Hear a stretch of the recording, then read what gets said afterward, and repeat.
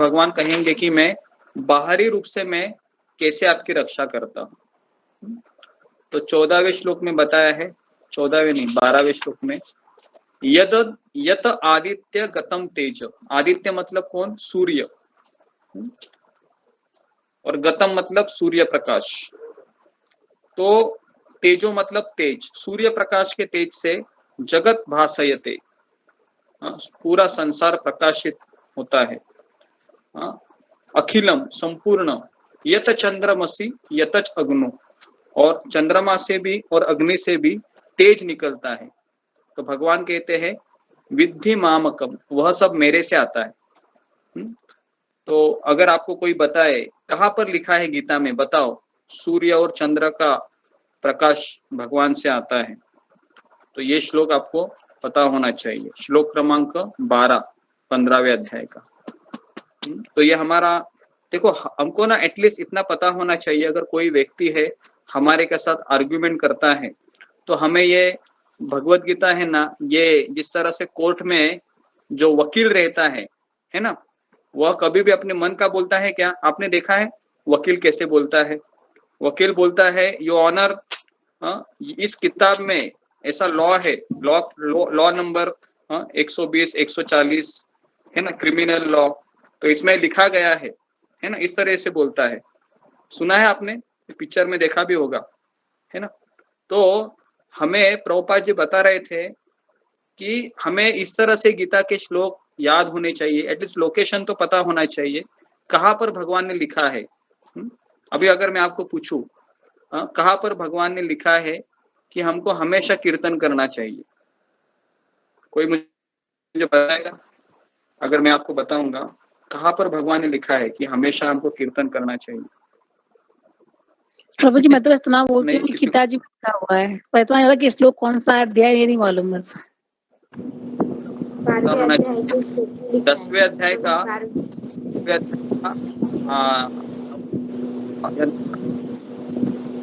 प्रभु जी 12वें अध्याय में भगवान ने बताया हमें कैसा जीवन जीना चाहिए और क्या क्या करना चाहिए। आपकी आवाज नहीं आ रही है। आवाज नहीं आ रही प्रभु जी। आवाज नहीं आ रही? अभी ठीक है, वो अभी आई है प्रभु जी, अभी ठीक। हाँ, तो सततम कीर्तयन्तम माम यतन्तंच दृढ़व्रता, ऐसा एक श्लोक है 10वें अध्याय में। तो ये हमको पता होना चाहिए कौन से अध्याय में भगवान ने कहा है, जब जब धर्म की ग्लानि होती है ना, और अधर्म का साम्राज्य बढ़ता है तो मैं अवतरित होता है। कौन से अध्याय में भगवान ने कहा है, बता। मैं बताऊं गुरु की नहीं? यदा यदा ही धर्मस्य श्लोक, यदा धर्मस्य महाभारत में, महाभारत चौथे अध्याय में है, चौथे अध्याय में। तो ये सब हमको ना पता होना चाहिए, क्योंकि आप अभी भगवत गीता आपका हो जाएगा तो इसका ये मतलब नहीं कि मेरा हो गया, नहीं। मैंने गीता है वो 8 से 10 बार मैंने पढ़ी है, अभी भी मैं कभी कभी मैं उसको रोज मेरा एक है कि गीता में रोज खोलता हूँ, कम से कम एक श्लोक तो मैं पढ़ता ही हूँ, कम से कम रोज, मेरा ये नियम ही है। तो हमें गीता का हर एक श्लोक कहाँ पर लिखा है, क्या बोला है भगवान ने, हमको लोकेशन पता होना चाहिए। ओके, तो इस तरीके से अज्ञानी मनुष्य यह नहीं जानता है कि सब कुछ कैसे घटित होता है, लेकिन भगवान ने यहाँ पर जो कुछ बतलाया है उसे समझकर ज्ञान प्राप्त किया जा सकता है। प्रत्येक व्यक्ति सूर्य, चंद्र, अग्नि तथा बिजली देखता है, उसे यह समझने का प्रयास करना चाहिए कि सूर्य का तेज हो, चंद्रमा का तेज हो, अग्नि की गर्मी हो, ये सब भगवान से आता है। तो इसलिए कृष्ण भावना का शुरुआत करना है तो हमें क्या समझना चाहिए कि मेरा घर, मेरा पति, मेरी पत्नी, मेरा बैंक अकाउंट, मेरा जॉब, उसके बाद क्या है, मेरा फ्रिज, मेरा टीवी, मेरा जो खिड़की दरवाजे, सब कुछ किसका है? किसका है? सब किसका है? ईश्वर का, कृष्ण का, भगवान का। तो ये हमको रोज, हमको ना जब भी हम घर में है, जब हमारी सुबह आंखें खुलती है ना, तो हमको जब चीजें दिखेंगी घर में ना, तो कितने लोगों को घर की चीजें देखकर ये याद आता है कि ये सब कृष्ण का है, बताइए। मुझे आता है प्रभु जी। मुझे ऐसा फील होता है मुझे कि भगवान जी हमें तो प्रभु जी जल्दी पड़ती है कि हमें तो सुनना है प्रभु जी आ रहे मैं होंगे। नहीं नहीं कुछ नहीं दिखाई देता, जल्दी जल्दी होता है, नहाए धोए और बैठ जाएं। हाँ नहीं नहीं, वो नहाए धोने के बाद 5-6 बजे 7 बजे लॉग आउट के बाद तो आपको चीजें दिखती होगी ना कि अभी ये ट्यूबलाइट है, दरवाजा है, ये बाथरूम है, उसके बाद ये कपड़े है। तो हमको क्या याद आता है, ये मेरे कपड़े हैं या मैंने इसको खरीदे हैं शॉपिंग से, शॉपिंग मॉल से, डीमार्ट से, बिग बाजार से, है ना। तो क्या याद आता है, तो ये याद आना चाहिए, है ना। नहीं तो मरते वक्त क्या होगा, हर छोटी मरते वक्त हमको सब यही याद आएगा। प्रभु जी मुझे तो ये भाव रहता है मेरा कि भगवान ने मुझे यहाँ पे भेजा है तो उनने मेरे लिए व्यवस्था की है घर की, सारा सामान की, तो उनका सामान मैं यूज करूंगी और उनका नाम लेना है और यहाँ से जाना है, बस ये रहता है मन हमेशा। हाँ अच्छा है, अच्छा है। और जब आप बाहर जाते हो किराना माल की दुकान में, है ना, और आप पैसे देते हो, है ना, मुझे अभी 2 किलो चावल चाहिए, तो मैं क्या करूंगा, वो दुकान वाले को 2 किलो का चावल के लिए पैसे दूंगा और फिर मैं चावल घर में लेके आऊंगी मार्केट से। तो उसके बाद उस चावल को देखकर आप क्या सोचोगे, बताओ मुझे। उस चावल को देखकर क्या सोचोगे कि ये चावल किराना माल की दुकान ने उगाया है, भगवान ने उगाया है, एक किराना माल के दुकान से उसने लाया आज है। आज प्रभु ने हमारे लिए चावल की व्यवस्था की है, ये सोचती हूँ प्रभु जी में।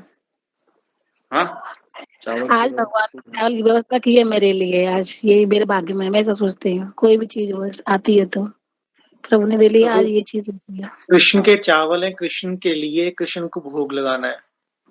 कृष्ण के चावल है, कृष्ण को भोग लगाना है, हाँ ये भी ठीक है।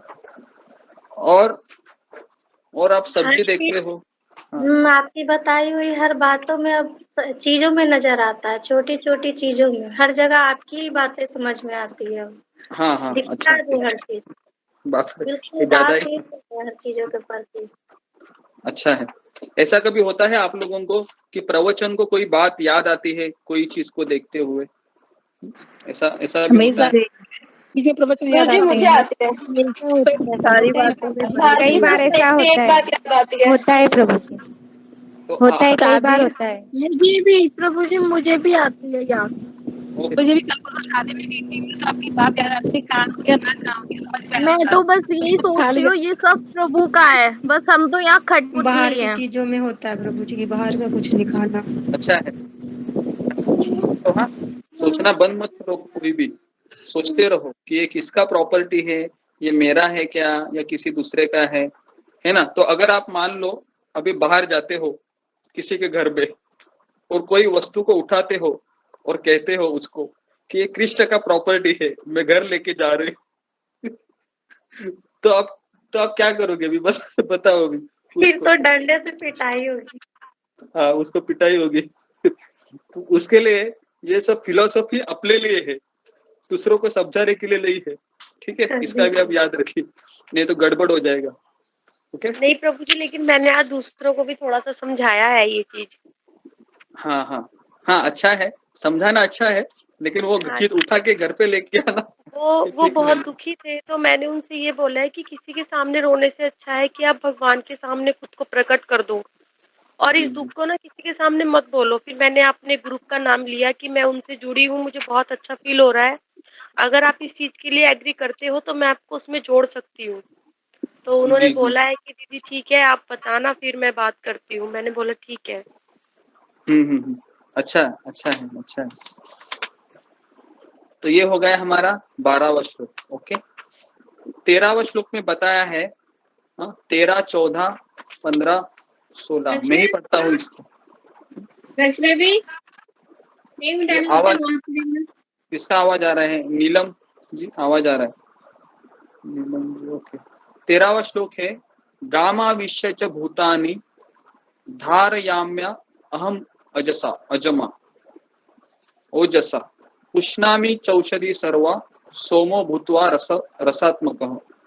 तो गाम मतलब गामा विश्व च भूतानि धारयामि अहम ओजसा, मैं प्रत्येक लोक में प्रवेश करता हूँ, मेरी शक्ति से सारे लोग अपनी कक्षा में स्थित रहते हैं।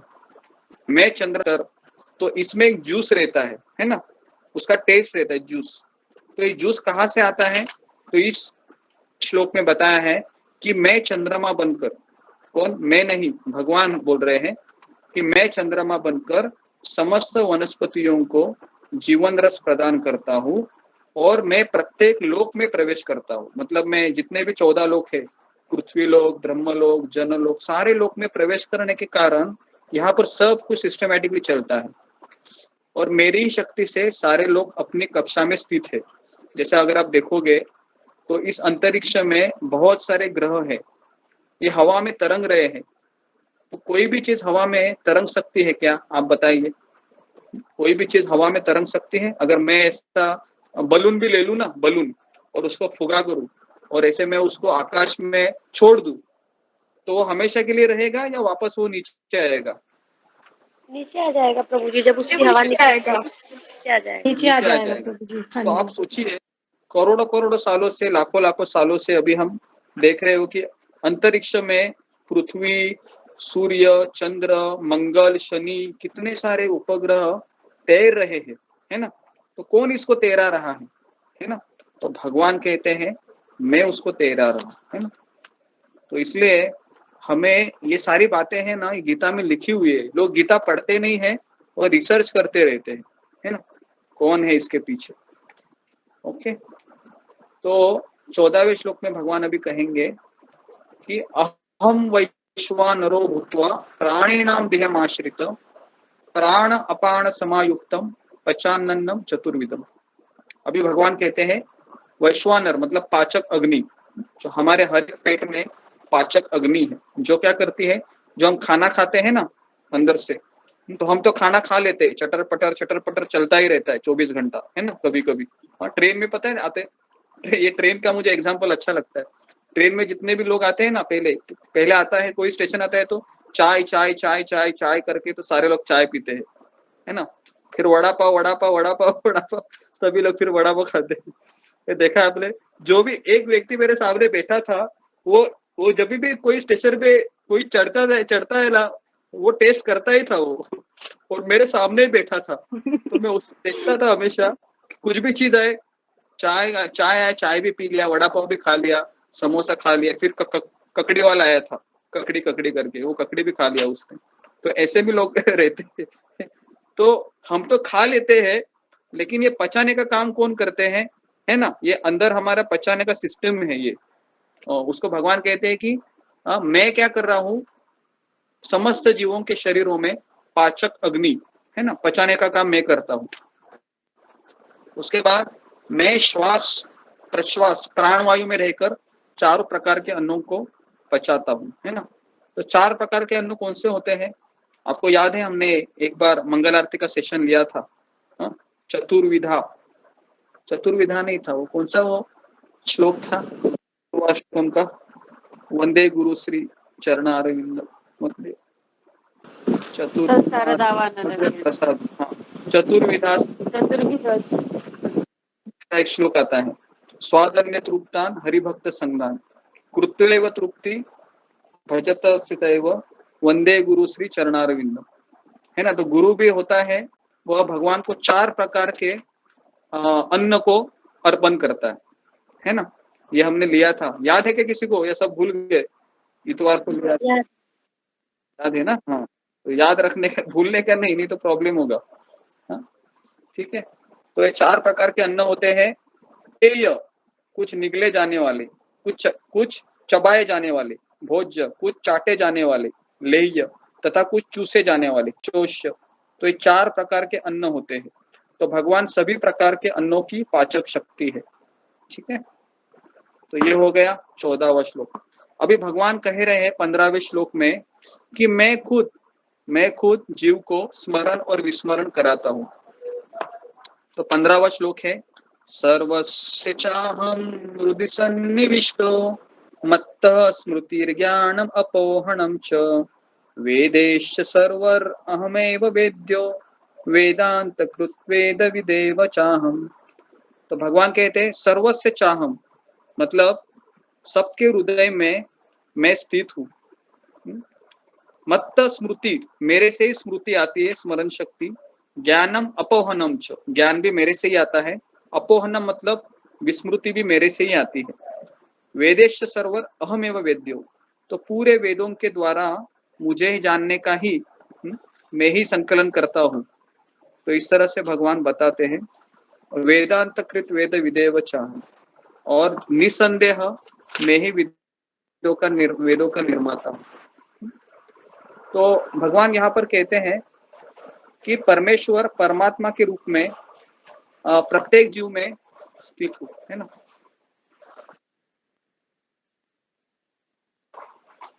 तो जो भगवान है वो सारे लोग केवल भगवान, एक मिनट कहाँ गया, 15, हाँ। तो भगवान ये परमात्मा के रूप में प्रत्येक जीव में स्थित है, उन्हीं के कारण सारे कर्म प्रेरित होते हैं। जिस तरह से अगर आप एग्जाम में जाते हो पढ़ाई करके, है ना, आप बहुत बार 10वीं का एग्जाम भी दिए होगा सबने, तो देखो हम बहुत सारी चीजें याद करके जाते हैं, लेकिन कभी कभी सारी चीजें बहुत बार पढ़ा होता है लेकिन याद ही नहीं आता है। जब हम पेपर लिखने जाते हैं तो कितने लोगों के साथ ऐसा हुआ, सारा हमने याद कभी कभी होता है, हाँ, तो कभी कभी क्या होता है कुछ याद भी नहीं रहता है, वो अचानक जाता है, वो लिखते हैं हम। मेरे साथ भी अभी भी होता है प्रभु एग्जाम जी। पेपर आने से पहले मेरा दिमाग शून्य हो जाता था, हाँ, कुछ नहीं आता मुझे ऐसे करके।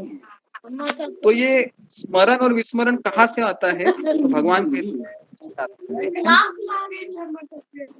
तो उसके लिए हमको भगवान को धन्यवाद देना चाहिए। भगवान मृत्यु के समय आपका नाम मेरे मुंह में सदैव बना रहे, है ना। तो ये हमको प्रार्थना करनी चाहिए, क्योंकि मैं तो आपको भूल सकता हूँ ना, क्योंकि मैं तो माया में कभी कभी क्या हमेशा रहता हूँ। तो एक व्यक्ति प्रभुपाद के पास आए और कहे कि प्रभुपाद जी, मैं हमेशा कृष्ण में रहता हूँ और कभी कभी माया में जाता हूँ।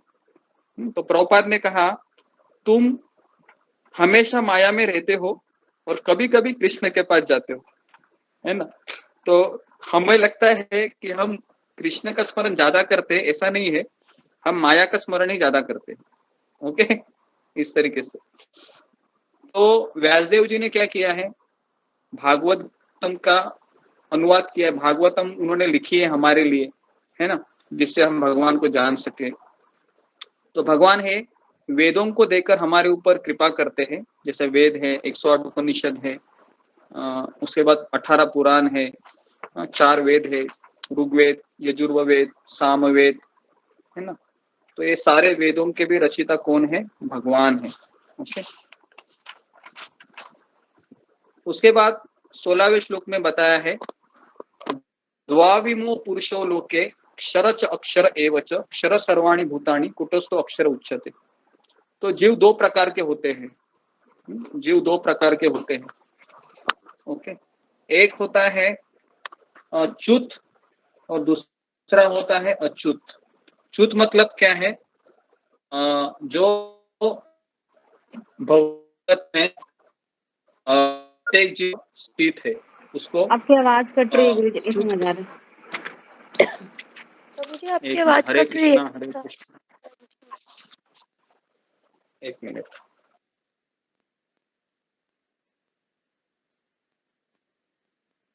हरे कृष्णा अंजलि माता जी। हाँ, हरे कृष्ण माता जी। हाँ, हरे क्या हुआ? कृष्णा। अरे क्या? हाँ, अभी आवाज आ रहा है मेरा? हरे कृष्णा, जी हरे कृष्णा। जी गुरु जी, आ रही है आपकी आवाज। अभी आ रहा है। हाँ हाँ, तो मैंने कहा था कि 2 प्रकार के जीव होते हैं, एक होते हैं च्युत मतलब हम बद्ध जीव, और दूसरे होता है अच्युत मतलब मुक्त जीव। तो अभी हम कौन है, बद्ध जीव है। बद्ध जीव कौन है, जो 3 गुणों के संपर्क में होता है और जब उसके जीवन में दुख आता है तो वो दूसरों को दोषी ठहराता है, ये होता है बद्ध जीव। और मुक्त जीव क्या होता है, वह भगवान के धाम में रहता है, और अगर वो यहाँ पर आता भी है, जैसा अर्जुन है, उद्धव है, सुदामा है, युधिष्ठिर महाराज है, प्रहलाद महाराज है, ध्रुव महाराज है, ये सब कौन है, ये सब मुक्त जीव है। तो ये यहाँ पर आते हैं लेकिन ये दूसरों को दोषी नहीं ठहराते।